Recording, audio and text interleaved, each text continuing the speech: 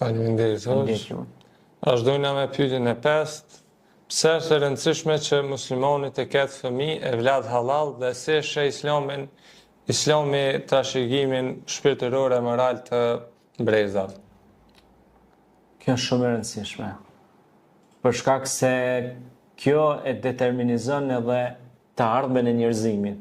Nëse nuk lën trashëgimtar, shuhet raca njerëzore, unë shkatrohet gjithçka.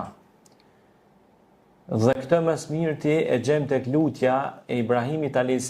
i cili u lut dhe tha: Rabbi ja'alni muqima as-salati wa min dhurriyyati rabbana wa taqabbal du'a. Tha: o Zot, u lut pra Ibrahimi a.s.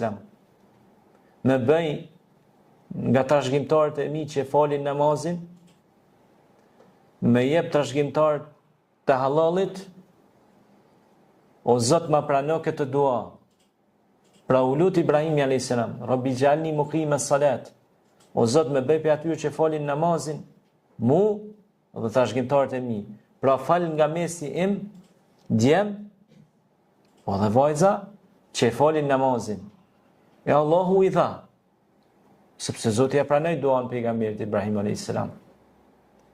Dhe në mesin e këtyre burrave, e trimave, të çelikt dhe të fort, Zoti madhreshëm parasolli që të kenë 2 pejgamber, Ismailin a.s.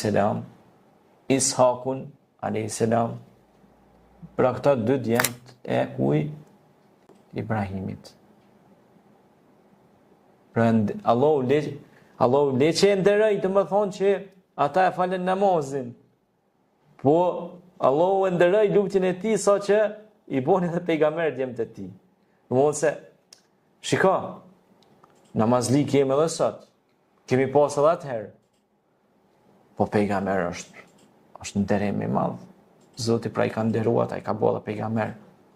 Jo ka besu pra, jo ka dhon pra një amanet të madh, dërgesën pra shpallin. Edhe ajo është amanet i madh. Po Zoti ka ndonë e zgjedh. Zoti është ai që vendos. Pastaj për me anu kapakun gjithë shkafit, e boni Muhammedin a.s. Khatemun Nabiyyin, Muhammedul Amin.